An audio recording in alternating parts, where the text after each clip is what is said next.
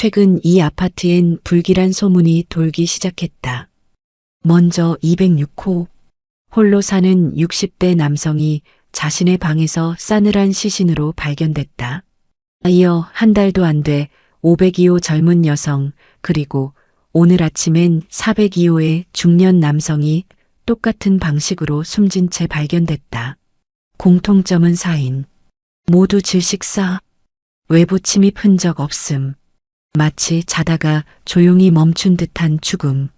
경찰은 사인 불명이라며 단순 사고로 정리했다. 하지만 이 아파트 301호에 사는 한 여자는 달랐다. 그녀는 침대 옆에 작은 수첩을 꺼내 뭔가를 기록하기 시작했다. 윤서진 47. 이혼 후 조용히 혼자 살아가는 여성. 사람들과 특별히 어울리지 않고 아침엔 무표정하게 단지를 걷는 모습이 전부. 하지만 아무도 몰랐다.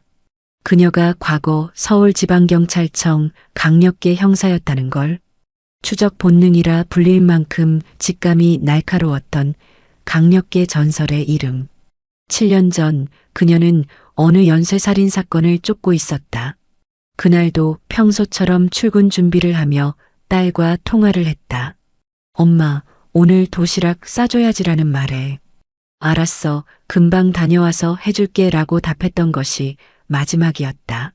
그때 도시락 하나 싸주는 게 뭐라고. 그날 오후 서진의 딸은 집안에서 의식을 잃고 쓰러진 채 발견됐다. 응급실로 옮겼지만 끝내 깨어나지 못했다.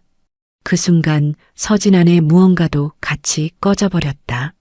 그녀는 그 사건 이후 경찰을 그만뒀다. 누구도 그녀를 비난하지 않았지만 정작 그녀 자신은 자신을 용서하지 못했다. 하지만 지금 이 연쇄적인 죽음은 그녀의 오래된 감각을 다시 흔들어 깨우고 있었다. 오늘 새벽 그녀는 갑자기 잠에서 깼다. 벽 너머에서 일정한 리듬으로 들려오는 드르륵, 드르륵 긁는 소리. 지나가는 복도 발소리. 낯선 기척. 그녀는 조용히 자리에서 일어나 복도로 나갔다. 3층 복도는 고요했다. 엘리베이터 불빛만 깜빡이고 있었다. 하지만 현관문 손잡이에 살짝 남겨진 먼지 자국. 그 안쪽에 누군가 손가락 하나로 문을 눌렀다간 흔적처럼 보였다. 이건 흔적을 지운 게 아니라 보여주고 싶었던 거야. 그녀는 피해자들의 정보를 다시 정리했다. 206호 남성은 최근 게시판에 이런 글을 남겼다. 밤마다 누군가 지켜보는 느낌이 납니다. 기분 탓일까요? 글은 올린 지 2시간 만에 삭제됐다. 그 뒤를 이어 올린 502호 여성의 글도 마찬가지였다. 서진은 자신의 수첩에 조심스럽게 줄을 그었다. 패턴, 움직임, 감시. 계획적이야. 누구 하나 알아채지 못하게 천천히 조용히 죽이고 있어. 그러나 그녀는 아직 모른다. 누군가 그녀의 움직임을 주시하고 있다는 것을. 301호 창문에 남은 작고 희미한 반사광. 그건 바로 맞은편 305호에서 비친 것처럼 보였다. 그날 밤 그녀가 현관문 앞에 놓인 종이 한 장을 발견했을 때 그 안에 쓰인 문구는 단 한 줄이었다. 당신이 뭘 알아낸 건지 곧 확인하게 될 거야. 그녀는 조용히 손에 힘을 줬다. 마치 오래전의 형사로 돌아간 듯한 눈빛이었다. 그리고 천천히 입을 열었다. 좋아. 너가 먼저 덤빈 거니까. 서진은 벽장 안 깊숙이 숨겨둔 상자를 꺼냈다. 세월의 먼지가 켜켜이 쌓인 종이 상자. 겉면엔 미제 12-47 개인 참고용이라고 적혀 있었다. 그 안엔 빛 바랜 범죄 현장 사진들과 수사 노트, 그리고 딸의 유품 하나가 들어 있었다. 그녀는 그 상자를 마지막으로 연 게 언제였는지 기억나지 않았다. 그저 너무 아파서, 너무 괴로워서 닫아둔 마음을 함께 봉인했던 것뿐이다. 이걸 다시 꺼내게 될 줄은 몰랐어. 첫 장에 붙은 사진 속 피해자는 당시 강남구의 한 공원에서 질식한 채 발견된 중년 남성이었다. 현장엔 범인의 흔적은 전혀 남지 않았다. 그 사건은 이후 2건의 유사한 사망으로 이어졌지만 경찰은 자연사와 자살 사이에서 판단을 내리지 못했다. 그리고 네 번째 희생자가 나온 그날 서진의 딸이 사망했다. 딸의 이름은 유나. 그날 서진은 범인을 추적하느라 집에 있지 못했다. 현장에 있던 딸의 휴대폰엔 통화 기록 하나가 남아 있었다. 수신자 표시 미지정. 시간은 오후 3시 47분. 이 번호 7년 전 그거랑 똑같아. 최근 502호 피해자의 통화 기록에서도 같은 미지정 번호가 잡혔다. 그녀는 경찰 수사권이 없었기에 직접 통신 조회를 할 수는 없었지만 자신의 과거 수사 자료 속에 있던 메모 하나를 꺼내 대조했다. 정확히 일치했다. 이 자식 아직도 같은 방식으로 사람들을 죽이고 있어. 서진은 과거 사건 노트를 다시 펴고 지금의 사건과 하나하나 비교해 나갔다. 피해자의 직업, 가족관계, 마지막 통화, 위치, 그리고 공통점 하나를 발견했다. 혼자 사는 사람들, 그리고 모두 경찰에 뭔가를 요청했었던 사람들. 피해자들은 범행 전 모두 어떤 이유로든 경찰에 민원을 넣거나 신고를 했던 이력이 있었다. 경미한 일도 포함됐지만 그 목록은 분명히 연결돼 있었다. 그리고 그들 중 몇 명은 서진이 현직 시절에 직접 만났던 사람들이었다. 서진은 숨을 들이켰다. 이건 우연이 아니라 누군가의 기억에 대한 응징이었다. 그리고 그 누군가는 자신에게도 분명히 원한을 품고 있었다. 그녀는 창문을 열고 바깥을 내려다봤다. 놀이터에선 아이들이 놀고 있었고 맞은편 단지에서는 한 남자가 고개를 숙인 채 분리수거를 하고 있었다. 그 남자는 305호에 사는 이준호. 전직 IT 회사원으로 알려져 있었고 최근 몇 달 사이 이 아파트에서 유독 활발히 지냈다. 그는 웃는 얼굴로 누구에게나 인사를 했고 종종 마트를 대신 가주기도 하며 이웃들에게 좋은 청년이라 불리고 있었다. 하지만 그날 저녁 서진은 그가 아파트 커뮤니티 게시판에 댓글을 남긴 것을 발견했다. 시간은 피해자 사망 하루 전. 글은 삭제됐지만 댓글은 남아 있었다. 밤마다 혼자 사는 사람들한테는 참 외로운 세상입니다. 누군가는 그 외로움을 없애주고 싶을 수도 있겠네요. 그 문장, 그 어투, 그 안에 흐르는 뭔가 섬뜩한 냉기. 서진은 자리에서 벌떡 일어났다. 그 문장을 7년 전 사건 기록에서도 봤던 것이다. 당시 세 번째 희생자가 죽기 전 남겼던 마지막 SNS 글. 내가 사라지면 누군가 더 행복해질까요? 외로움에서 벗어날 수 있게 도와주는 사람이 있다면. 그놈 진짜 이 안에 있어. 그녀는 갑자기 등골이 서늘해졌다. 현관 쪽에서 아주 미세하게 도어락 소리가 났다. 딸깍. 누군가 비밀번호를 누르다 실패한 듯한 짧은 기계음. 서진은 조용히 회색 베개 밑에 숨겨둔 작은 리볼버형 모형 총을 손에 쥐었다. 진짜 총은 아니었지만 그녀는 아직도 반사적으로 손이 먼저 움직였다. 와라. 이번엔 놓치지 않는다. 다음 날 아침 서진은 일부러 엘리베이터를 이용하지 않았다. 계단을 걸어 1층으로 내려가는 동안 자신이 기억하고 있던 305호의 현관문 상태를 다시 떠올렸다. 문틀 아래에 살짝 삐져나온 테이프, 신발장 위에 올려진 바코드 없는 소형 상자.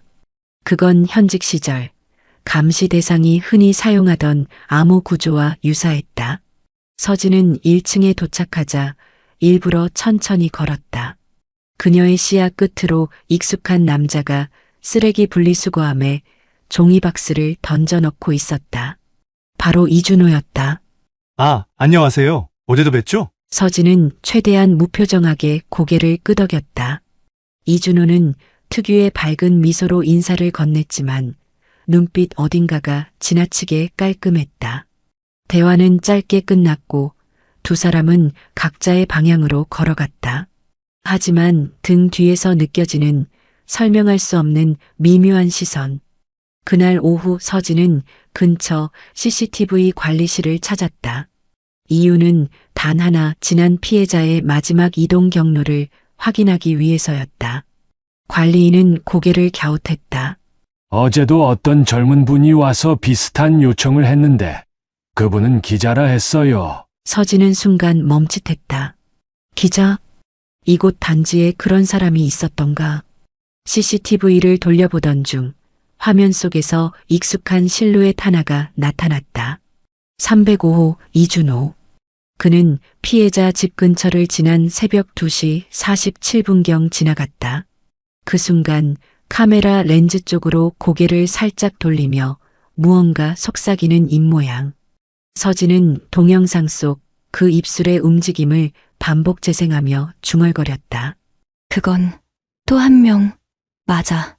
또 한 명이야. 그녀는 손가락으로 화면을 가리켰다. 연쇄살인이 확신으로 바뀌는 순간이었다.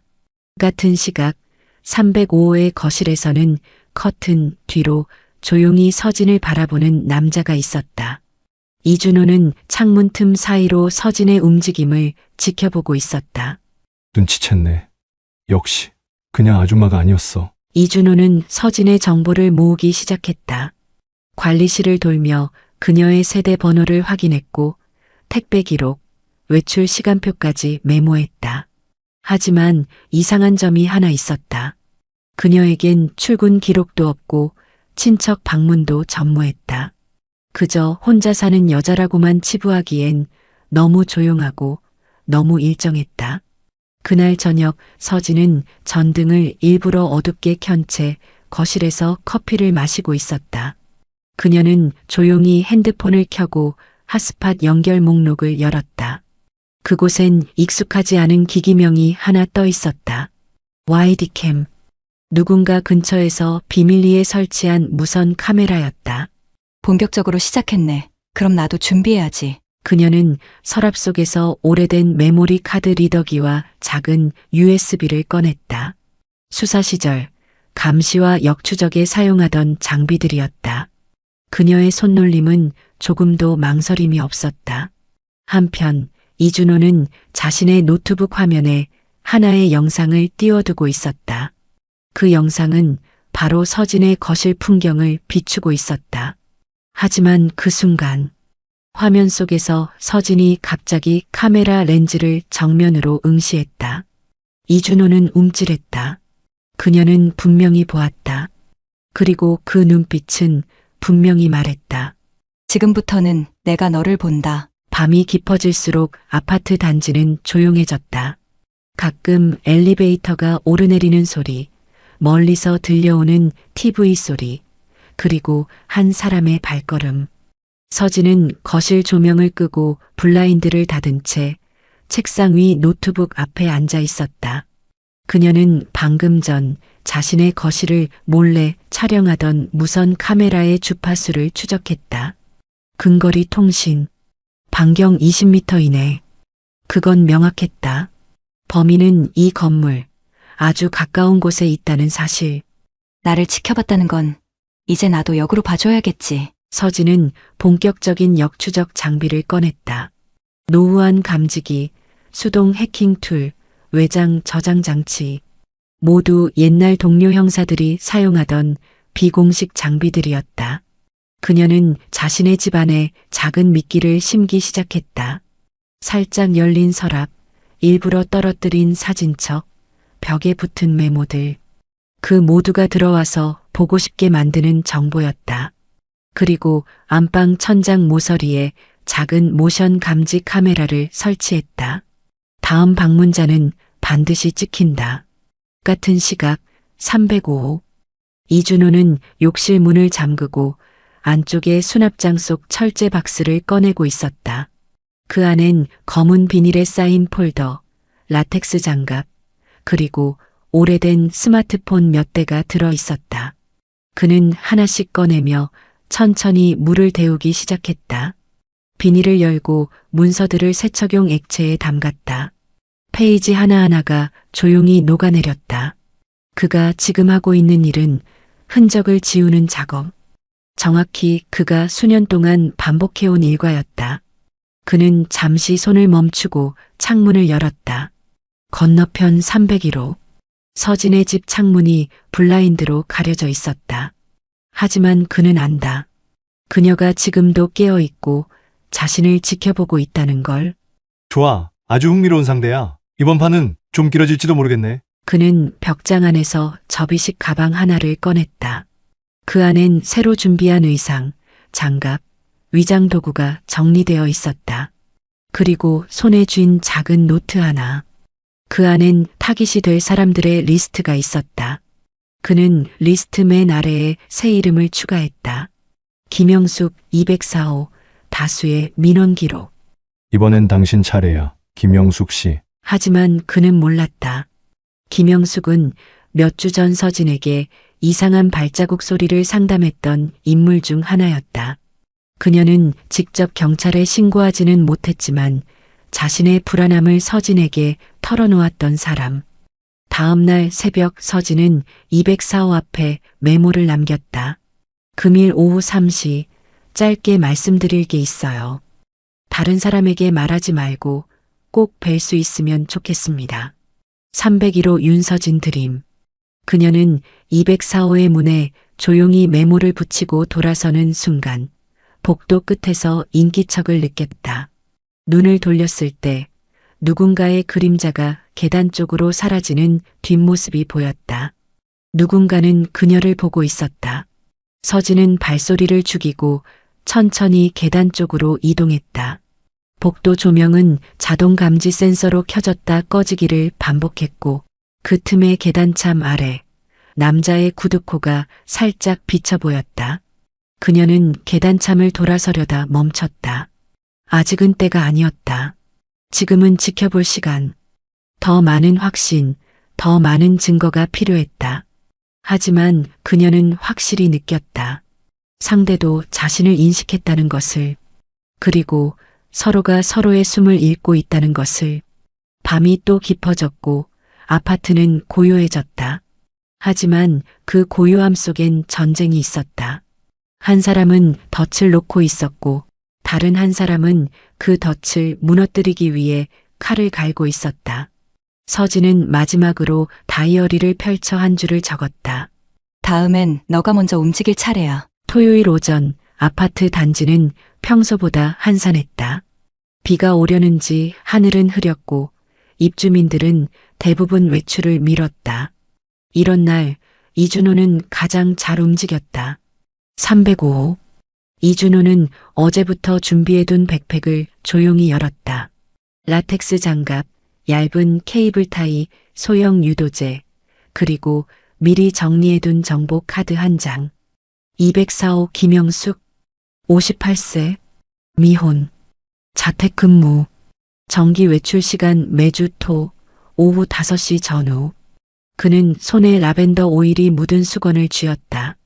이건 피해자의 마지막 기억을 흐리게 만드는 용도였다. 조용히 잠들듯 흔적 없이 사라지게 만들기 위한 준비. 그는 모자를 푹 눌러쓰고 마스크를 착용한 뒤 아무렇지 않게 엘리베이터를 타고 내려갔다. 층수를 누르지 않은 채 그대로 2층에서 멈췄다. 문이 열리자 204호 앞에 도착한 그는 짧게 숨을 내쉬었다. 반면 같은 시각 301호. 서진은 노트북으로 단지 내부의 CCTV 화면을 실시간으로 돌려보고 있었다. 그녀가 며칠 전 몰래 연동해둔 내부 스트리밍 장비. 2층 엘리베이터 앞에서 누군가가 멈춘 순간 그녀의 눈이 커졌다. 뛰듯이 집을 나서며 슬리퍼를 벗고 운동화를 신었다. 손엔 핸드폰과 수신기, 페퍼 스프레이가 들려 있었다. 엘리베이터를 쓰지 않았다. 계단을 통해 2층으로 조용히 접근했다. 204호 앞에선 이준호가 초인종을 누르고 있었다. 수건을 감춘 손은 뒷주머니에서 반쯤 빠져 있었고 다른 손으론 문손잡이를 조심스레 잡아당기고 있었다. 그 순간 문 안쪽에서 문이 스르륵 열렸다. 김영숙은 다소 놀란 얼굴로 문을 열었지만 반갑게 인사를 하며 이준호를 알아보는 눈치였다. 아, 305 아드님이죠? 마트에서 도와주셨던. 이준호는 반쯤 웃으며 고개를 끄덕였다. 그리고 그 순간 그는 조용히 수건을 꺼내려 했다. 바로 그때 그 손 치워. 계단참 아래서 서진의 목소리가 날카롭게 울렸다. 그녀는 오른손으로 페퍼 스프레이를, 왼손으로 고무봉 형태의 전자충격기를 들고 있었다. 이준호는 고개를 돌렸다. 눈빛이 흔들리긴커녕 오히려 천천히 웃었다. 아, 형사였구나. 이런 데 사는 게 어울리지 않지. 김영숙은 놀란 얼굴로 두 사람을 번갈아 봤다. 그녀는 상황을 완전히 파악하지 못했지만 등줄기를 타고 한기가 흘렀다. 서진은 조용히 그녀를 향해 고개를 끄덕였다. 문 닫고 문 걸어. 지금 당장. 김영숙은 급히 문을 닫았다. 이준호는 한 발 뒤로 물러섰다. 그의 얼굴엔 어떤 긴장도 없었다. 그건 위장이 아니라 확신이었다. 이번엔 너무 일찍 개입했네. 아직 아무것도 못 잡았을 텐데. 서진의 눈빛이 날카로워졌다. 그녀는 페퍼 스프레이의 안전핀을 빼고 이준호를 향해 반 발짝 다가갔다. 충분해. 넌 지금 현행범이야. 이준호는 미세하게 입꼬리를 올렸다. 그리고 몸을 틀자마자 계단 쪽으로 내달렸다. 서진은 그 뒤를 쫓아 계단을 내달렸다.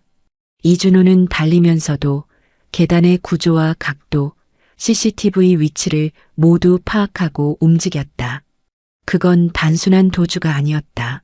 서진은 자신의 호흡이 빨라지는 걸 느꼈다.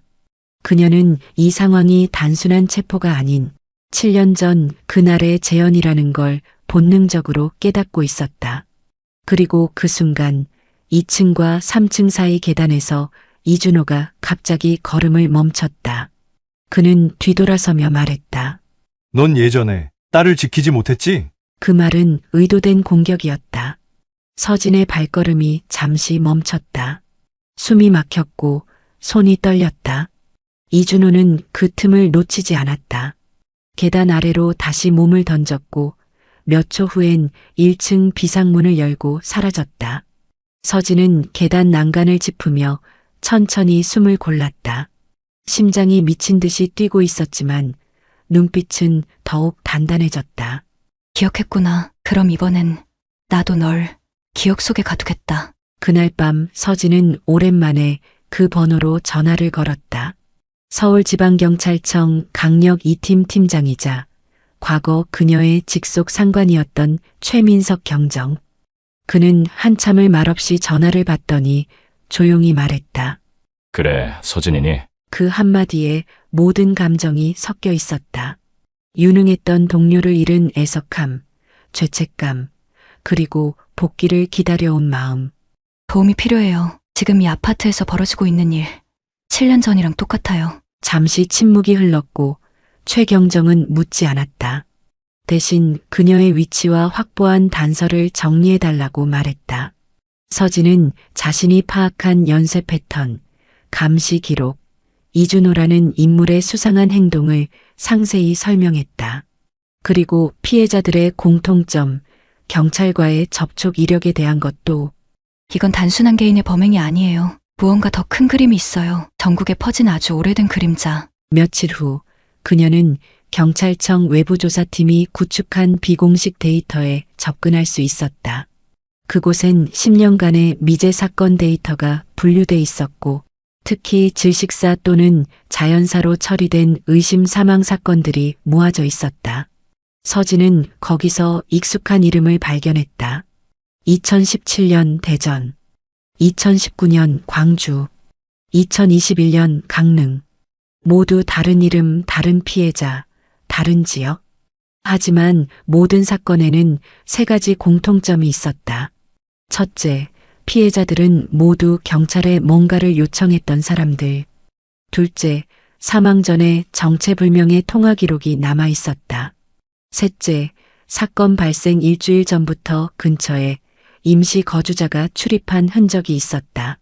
서진은 그 순간 깨달았다.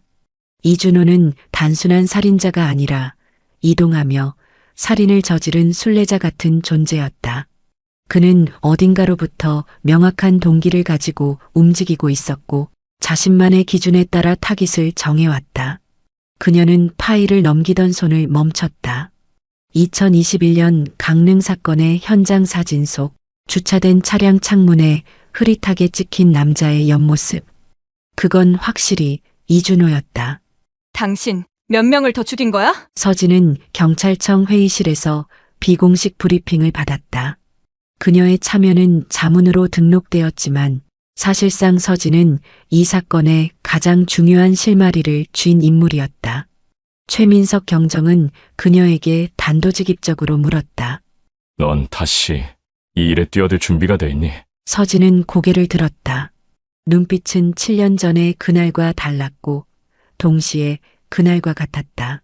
이번엔 절대 놓치지 않을 거예요. 그녀는 단지의 평면도를 다시 펼쳤다. 이준호가 움직일 수 있는 경로, CCTV 사각지대, 야간 조도 변화, 그리고 다음 타깃이 될 가능성이 높은 세대의 위치까지 정리했다.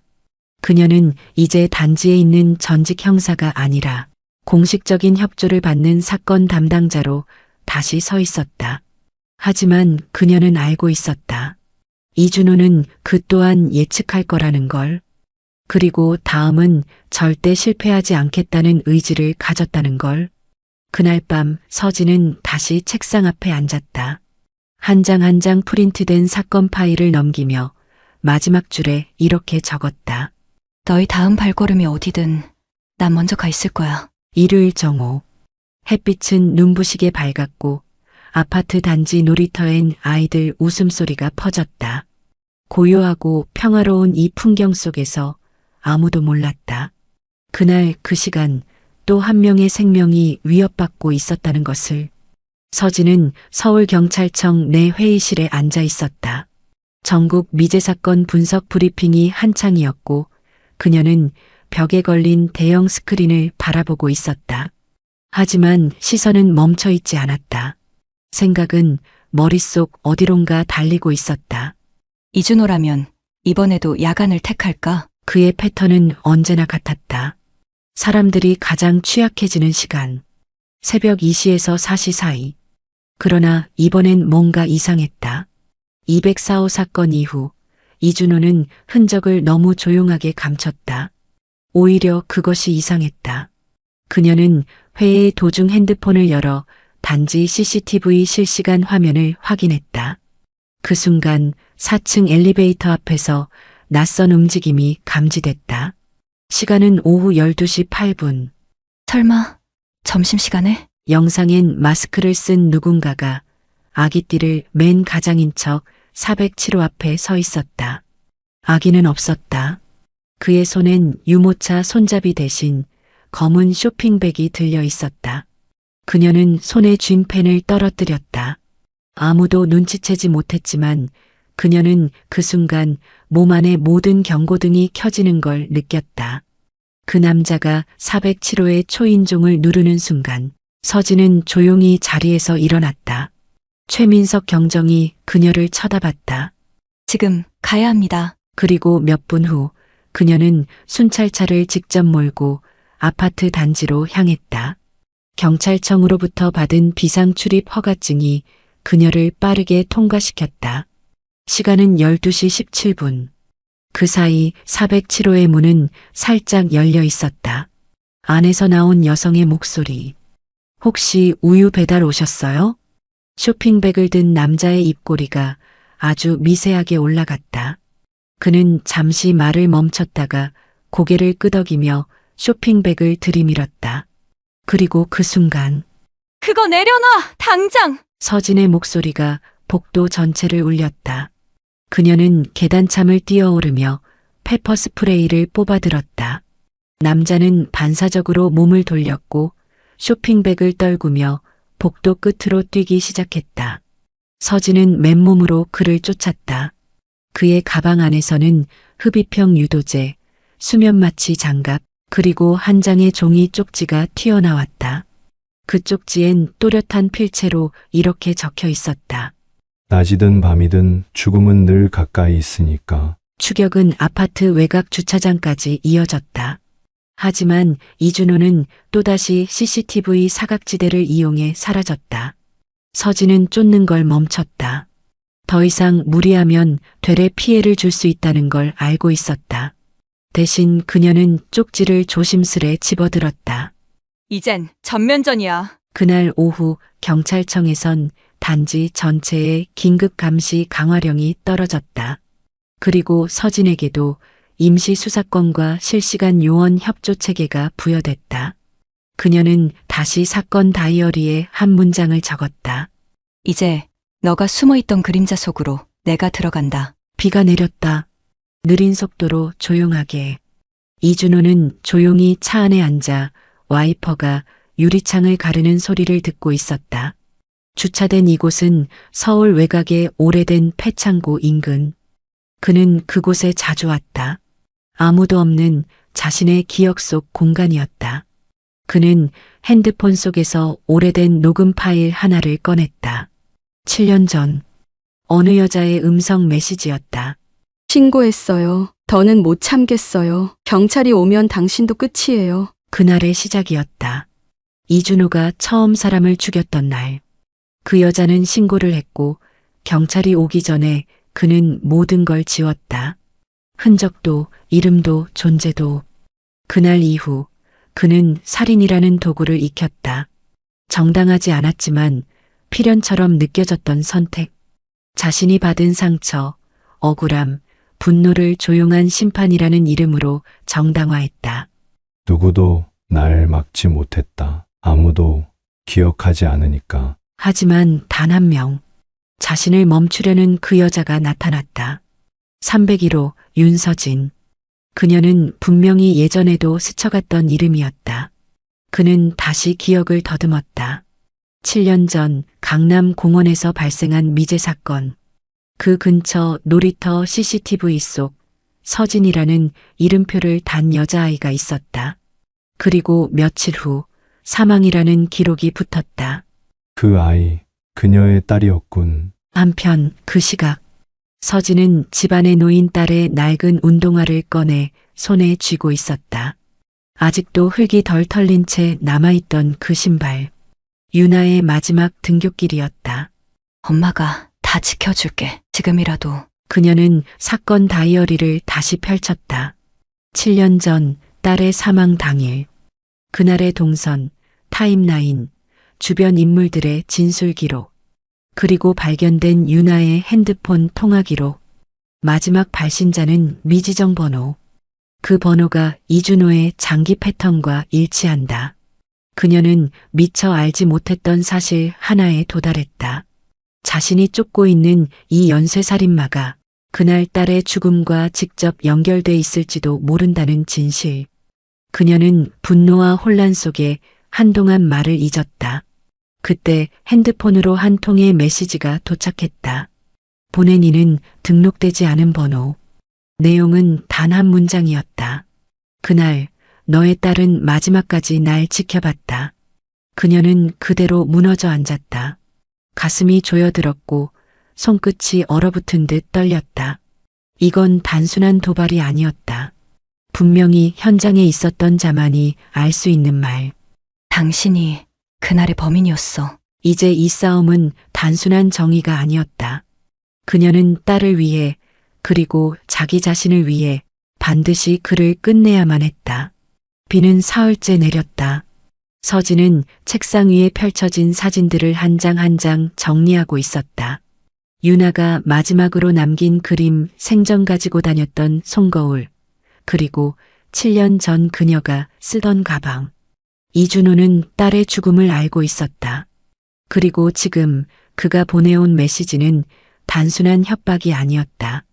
자신이 그날 그곳에 있었음을 드러낸 고백이었다. 서진은 결심했다. 지금까지는 자신이 그를 쫓았지만 이제부터는 그가 자신에게 오게 만들겠다. 그리고 그를 무너뜨릴 가장 강력한 미끼는 다름 아닌 유나의 이름과 기억이었다.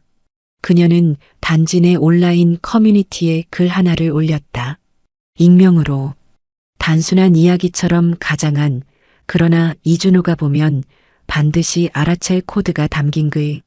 7년 전 한 아이가 놀이터 근처 CCTV에 마지막 모습을 남겼습니다. 그 아이는 끝내 집에 돌아오지 못했지만 그날 현장엔 또 다른 누군가가 있었죠. 이젠 당신이 돌아올 차례예요. 내가 기다릴게요. 그 글은 단 15분 만에 삭제되었지만 서진은 그 짧은 시간으로 충분하다고 생각했다. 그는 반드시 보고 있었을 테니까. 같은 시각 305호. 이준호는 자신의 방 안에서 정지된 채로 노트북을 바라보고 있었다. 화면엔 방금 막 삭제된 게시글이 떠 있었다. 그의 손이 마우스를 누르지 못하고 있었다. 심장이 빠르게 뛰었고 숨이 끊기는 듯한 압박감이 왔다. 그가 유일하게 실패라고 느꼈던 사건, 유나. 그날 그는 확실히 정리를 마치지 못했었다. 그 아이 눈빛이 아직도 생각나. 그날 밤 그는 단지 밖 공원 벤치에 앉아 있었다. 어둠 속에서도 유독 밝았던 가로등 아래.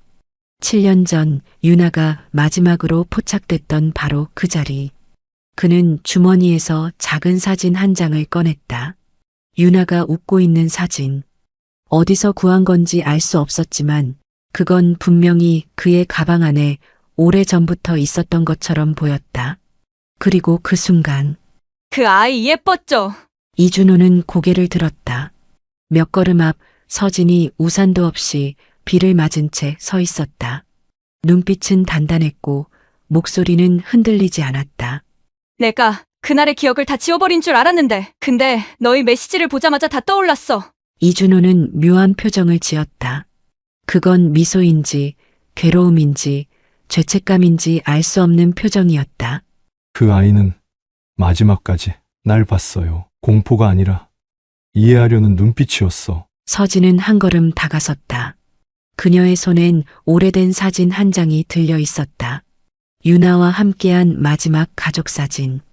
그 사진을 이준호 앞에 조용히 내밀었다. 이젠 그 기억에서 나와. 지금도 널 총으로 쏘고 싶다고. 순간 이준호의 손이 미세하게 떨렸다. 그는 사진을 뚫어지게 바라보다가 조용히 입을 열었다. 아니, 난 아직 끝내지 못한 게 너무 많은데. 그는 갑자기 뒤돌아 달리기 시작했다. 서진도 동시에 몸을 돌렸다. 하지만 이번엔 그녀 혼자가 아니었다. 근처에 배치된 비공식 협력 요원들이 동시에 그의 퇴로를 막아섰고 짧은 실랑이 끝에 이준호는 뒷주머니에 있던 무언가를 꺼내려 했다. 그 순간 서진이 빠르게 몸을 날렸다. 그와 함께 바닥에 넘어지며 그의 팔을 제압했다. 그녀는 그의 눈을 마주 보았다.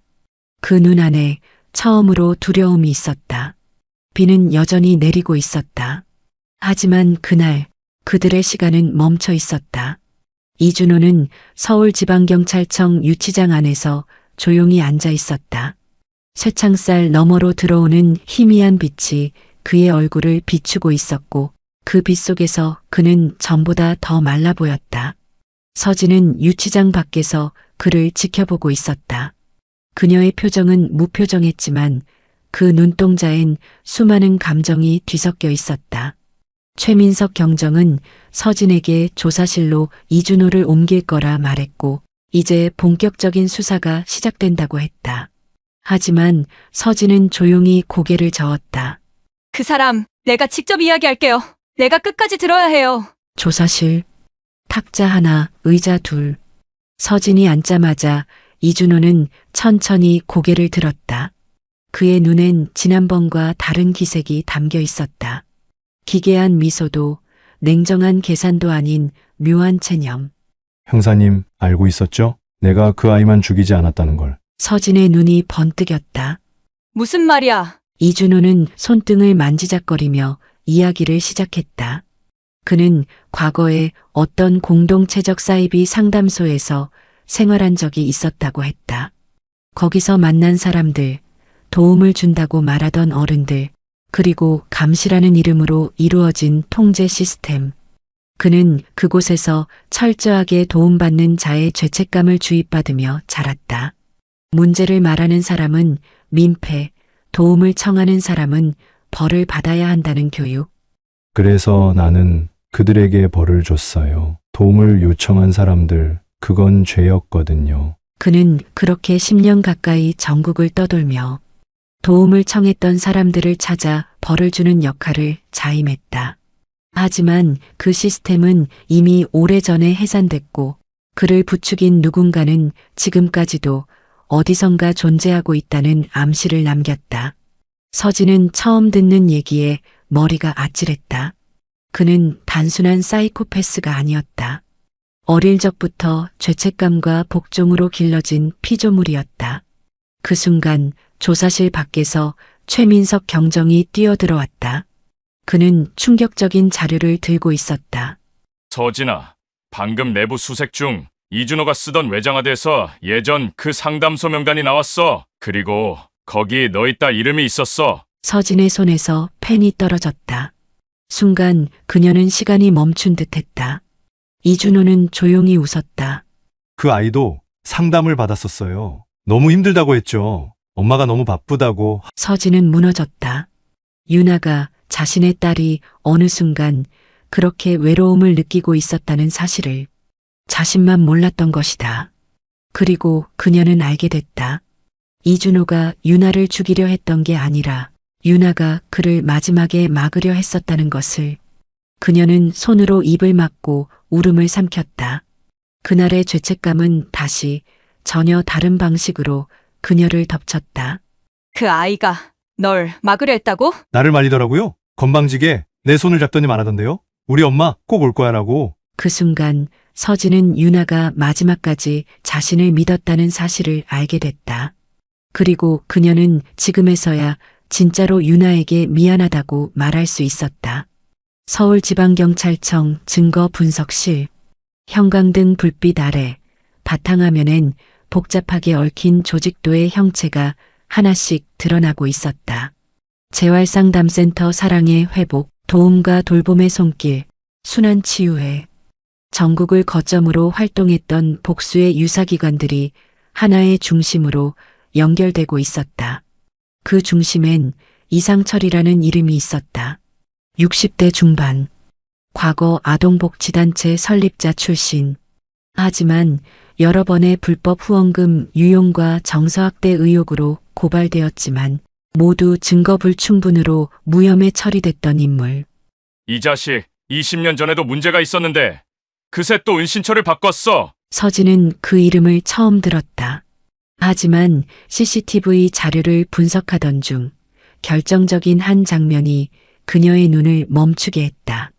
2021년 강릉 사건 당시 이준호가 피해자 집에 접근하기 하루 전 근처 편의점 CCTV에 찍힌 노인 하나. 회색 바지, 검은 모자, 그리고 이준호가 그에게 고개를 숙이는 장면. 이준호, 너 누굴 따르고 있었던 거야? 서진은 조사실로 다시 들어갔다. 이준호는 여전히 차분한 얼굴로 탁자 위를 내려다보고 있었다. 그녀는 거칠게 사진을 탁자 위에 올려놨다. 이 사람이야? 너한테 심판의 기준을 가르친 사람이? 이준호는 한참을 바라보다 조용히 고개를 끄덕였다. 그리고 처음으로 그의 목소리가 흔들렸다. 아버지 같은 사람이었고 날 구해줬다고 믿었죠. 서진은 깊은 숨을 들이켰다. 그리고 마치 스스로에게 말하듯 되뇌었다. 그 자식이 널 살린 게 아니라 널 도구로 만든 거였어. 최민석 경정은 곧바로 해당 인물에 대한 체포영장을 발부받기 위해 움직였고 한편 서진은 이준호의 진술과 과거 상담소 피해자들의 증언을 종합해 그 장소 중 하나가 여전히 운영 중이라는 사실을 밝혀냈다. 경기도 남부 외곽의 컨테이너 빌리지. 겉보기엔 사회적 자활 공동체로 꾸며진 그곳은 내부엔 감시 카메라와 스피커, 그리고 전자 출입 통제가 되어 있었다. 서진은 직접 현장을 지휘하기로 했다. 그녀의 눈빛은 예전처럼 흔들림이 없었다. 단 하나 목적만을 향하고 있었다. 이제 끝내야 해요. 더 이상 사이코패스가 생기지 않도록. 단지 내 감시의 시선은 끝났지만 그 시선 뒤에 있었던 진짜 얼굴은 이제 막 드러난 참이었다. 서진은 경찰복을 다시 입었다. 유서 깊은 색의 정복과 함께 그녀는 진짜 싸움에 나설 준비를 마쳤다. 경기도 외곽, 오래된 공장지대를 개조해 만든 컨테이너 마을. 그날 이른 새벽, 경찰 특공대와 수사팀이 조용히 포위망을 형성했다. 지시자는 단 한 명. 윤서진. 서진은 진압복 위에 전술조끼를 입고 있었다. 손엔 수신기와 작전 지도를 들고 무전기에 대고 천천히 명령을 내렸다. 1조는 북측, 2조는 우회 진입, 3조 후문 봉쇄 확인 후 대기. 컨테이너 마을은 겉으론 조용했지만 곳곳에 감시 카메라와 음성 인식 장치가 있었다. 경찰이 접근하면 자동으로 문이 봉쇄되는 구조.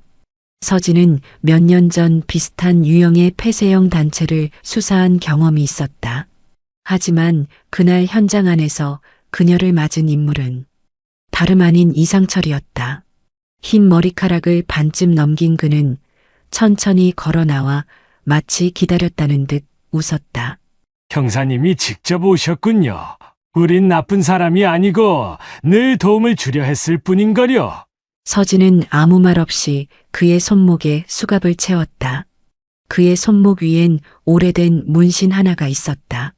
7년 전 강릉 사건 당시 피해자의 팔에 남아있던 흔적과 정확히 일치했다. 압수수색이 시작됐다. 컨테이너 내부에는 수많은 기록이 남아 있었다. 상담자 리스트, 심리 교정 단계, 순환 정화 대상. 그 파일 중 하나에서 서진은 익숙한 이름을 발견했다. 유정? 그건 그녀의 언니 이름이었다. 몇 년 전 가족들과의 연락을 끊은 후 어디 있는지 행방을 알 수 없었던 언니. 서진은 파일을 뒤졌다. 그곳엔 유정의 상담 이력과 감정, 불안정, 고립 우려 등의 평가가 적혀 있었고 마지막엔 빨간 펜으로 이렇게 쓰여 있었다. 관찰 후 정화 대상 추천 JL. JL? 이준호의 이니셜. 그녀는 숨이 멎는 듯했다. 그녀의 언니가 이준호의 타깃 중 한 명이었다는 사실. 그 인간 내 가족까지 건드리고 있었어. 그녀는 곧장 유정의 마지막 위치를 추적했다. 다행히 그녀는 아직 이 시설 안에 있었다. 지하 명상실. 깊은 곳, 창문 하나 없는 공간에 있었다. 서진은 직접 그 문을 열었다. 안엔 창백한 얼굴로 웅크린 여성이 있었다. 바로 유정이었다. 언니, 나야, 서진이야. 유정은 한참을 바라보다가 천천히 손을 뻗었다. 그리고 흐느끼며 말했다. 서진아, 나 살고 싶었어. 그날 서진은 이준호가 마지막에 접근하려 했던 진짜 이유를 완전히 알게 됐다. 그는 단순한 살인이 아니라 과거 연결된 인연들을 정화라는 이름으로 지우려 했던 것이다. 하지만 이제 그 연결은 끊어졌다.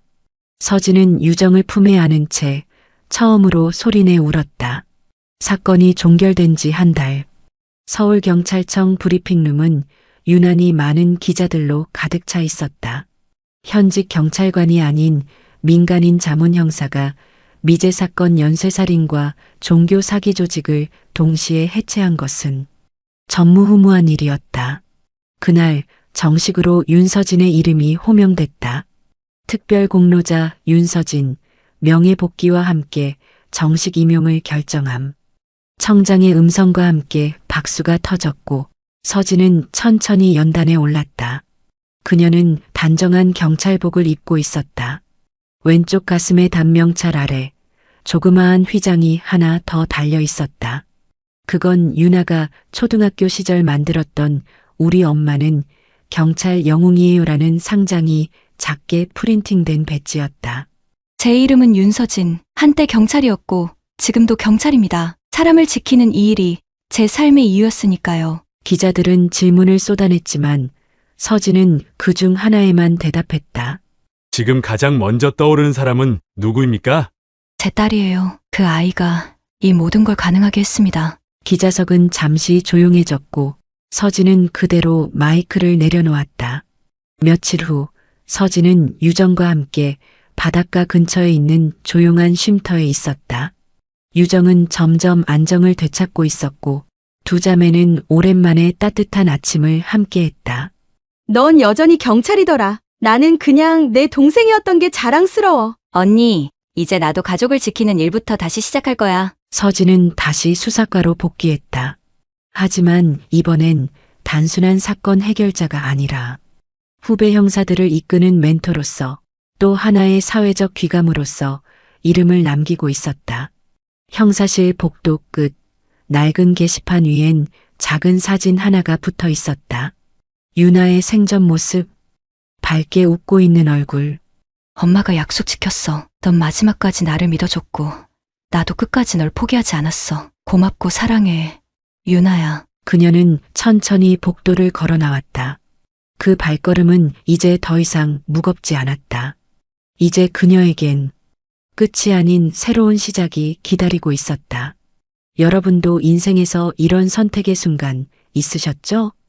댓글로 남겨주세요. 다음에도 지난 여운이 남는 이야기로 찾아뵐게요. 구독과 좋아요 부탁드려요. 오늘도 행복한 하루 되세요. 감사합니다.